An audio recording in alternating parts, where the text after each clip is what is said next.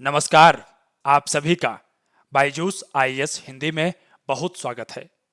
Students, आज की इस क्लास में हम लोग 22 अप्रैल 2021 से संबंधित दैनिक क्विज के प्रश्नों को देखेंगे। ये प्रश्न सिविल सेवा प्रारंभिक परीक्षा के संदर्भ में आप लोगों के लिए बहुत लाभदायक रहने वाले हैं। आइए क्लास को आगे बढ़ाते हैं। स्टूडेंट्स, हमारे सामने पहला प्रश्न है, विश्व प्रेस स्वतंत्रता सूचकांक किसके द्वारा प्रकाशित किया जाता है?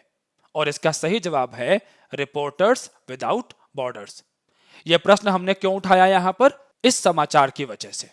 द हिंदू के अंदर में न्यूज है, India at 142nd rank on press freedom index. अब मैं आप लोगों को यह बताना चाहूंगा कि 2016 में इसी सूचकांक में हमारी रैंक 133 थी और 2020 तक आते आते ये गिरते हुए 142 हो गई। इस बीच जम्मू कश्मीर के अंदर में जो इंटरनेट पर प्रतिबंध लगाया गया था 2019 में, उस संदर्भ को विशेष रूप से यहां पर बताया गया है और आप लोग इस बात को ध्यान रखेंगे, इंटरनेट एक्सेस करने के अधिकार को सुप्रीम कोर्ट के द्वारा भी मान्यता दी गई है। अब ये जो संस्था है रिपोर्टर्स विदाउट बॉर्डर्स, जरा इसके बारे में जान लेते हैं।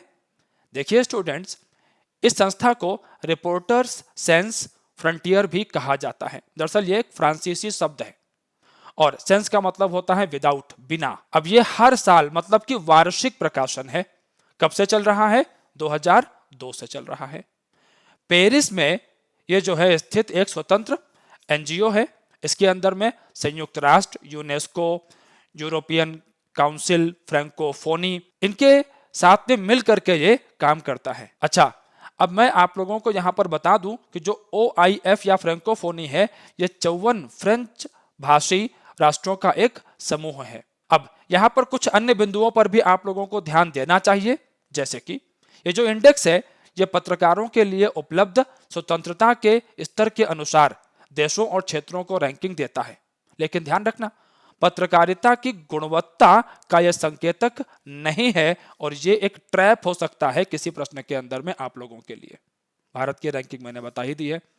आगे चलते हैं नेक्स्ट क्वेश्चन की तरफ। अगला प्रश्न है हमारे सामने, निम्नलिखित कथनों में से कौन सा या से सही है या है?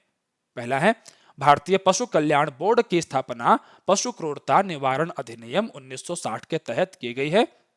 दूसरा है, यह प्रयोगशालाओं, सर्कस और मनोरंजन के लिए जानवरों के उपयोग को विनियमित करता है। तीसरा है, हाल ही में AWBI ने केंद्र को सर्कस में ऐसे जानवरों के उपयोग पर प्रतिबंध लगाने वाला कानून पारित करने की सलाह दी है जो प्रदर्शनकारी पशु पंजीकरण नियमों के तहत पंजीकृत है। स्टूडेंट्स, इसका सही जवाब है डी। और हमने इस समाचार को क्यों उठाया है, आइए जरा इसको देखते हैं। यहां पर हाईकोर्ट के द्वारा एक आदेश दिया गया है हिप्पोपोटामस के संदर्भ में कि इसको वेलफेयर ट्रस्ट को दे दिया जाए। दरअसल स्टूडेंट्स, ये जो हिप्पोपोटामस है, ये एशियाड सर्कस के पास में था और एक संस्था है पेटा, अच्छे से याद रखिएगा पेटा को। और पेटा का फुल फॉर्म है people for the ethical treatment of animals. ये इनके लिए काम करते हैं, पशुओं के साथ में जो है ठीक व्यवहार किया जाए।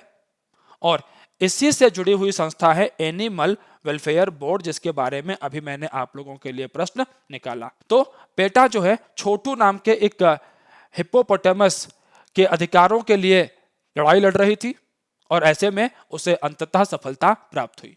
पेटा के बारे में भी एक दो पॉइंट देख लीजिए। इसकी स्थापना कब हुई? 1980 में। और यह संस्था कहां पर स्थित है? USA के अंदर में। आगे बढ़ते हैं अगले प्रश्न की तरफ। प्रश्न है, निम्नलिखित में से किस देश के जंगलों में इलूसिव हिम तेंदुए को देखा जा सकता है? भारत, ईरान, चीन, रूस, कजाकिस्तान।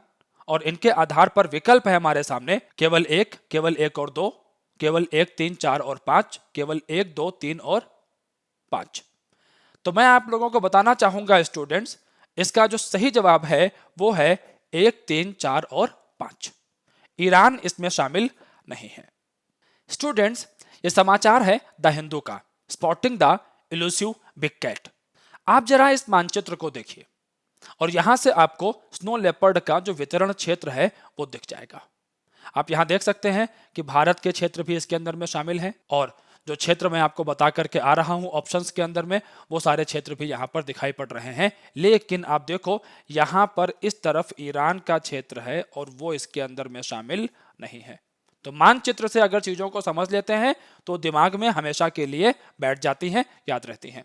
आगे बढ़िए। लिरिट्स उल्का बौछार की घटना किस महीने में देखी जाती है? जनवरी, दिसंबर, अक्टूबर और अप्रैल। सही जवाब है इसका अप्रैल। और यह समाचार हमने उठाया है द हिंदू में छपी इस न्यूज के अनुसार, जिसके अंदर में जो मेजर मेटोर शावर है इस साल के, उल्का पिंडों की जो बौछार है उसके बारे में बताया गया है।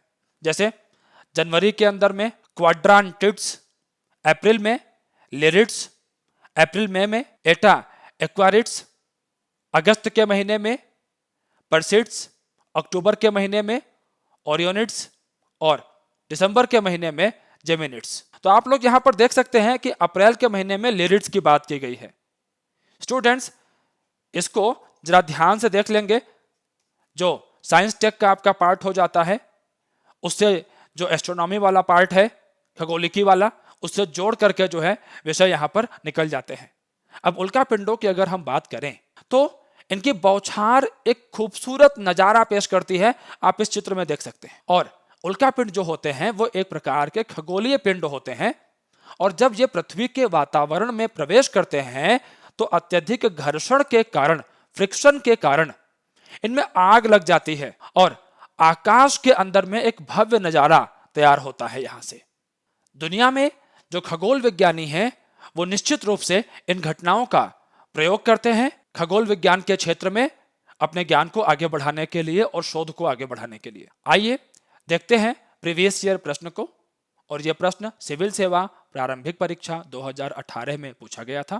प्रश्न है, निम्नलिखित पर विचार कीजिए। पंछी, उड़ती धूल, वर्षा, बहती हवा, उपर्युक्त में से कौन से पादप रोग फैलाते हैं? और चारों ही पादप रोग फैलाते हैं। आइए फैक्ट ऑफ द डे की जरा बात कर लेते हैं। जलवायु पर नेताओं का शिखर सम्मेलन। स्टूडेंट्स अमेरिका के जो राष्ट्रपति हैं उन्होंने विश्व के 40 नेताओं को जलवायु पर एक लीडर्स समिट में भाग लेने के लिए आमंत्रित किया है। ये जो समिट है ये आभासी रूप से आयोजित की जाएगी। अब यहाँ पर वो सभी देश शामिल होंगे जो ऊर्जा और जलवायु परिवर्तन पर एक प्रमुख अर्थव्यवस्था के रूप में जाने जाते हैं। भारत भी इसका एक सदस्य है और निश्चित रूप से जलवायु परिवर्तन एक बहुत ही संवेदनशील विषय है और इस संकट से निपटने के लिए जो प्रयास हैं उनको और मजबूत करने की आवश्यकता है। और ऐसे में अंतर्राष्ट्रीय समुदाय के बीच एक समन्वय को सुनिश्चित करने के लिए यह प्रयास अमेरिकी राष्ट्रपति के द्वारा किया जा रहा है। यहाँ पर उत्सर्जन में कमी, नवाचार, रोजगार सृजन, इन सारे विषयों को संबोधित करने का प्रयास किया जाएगा।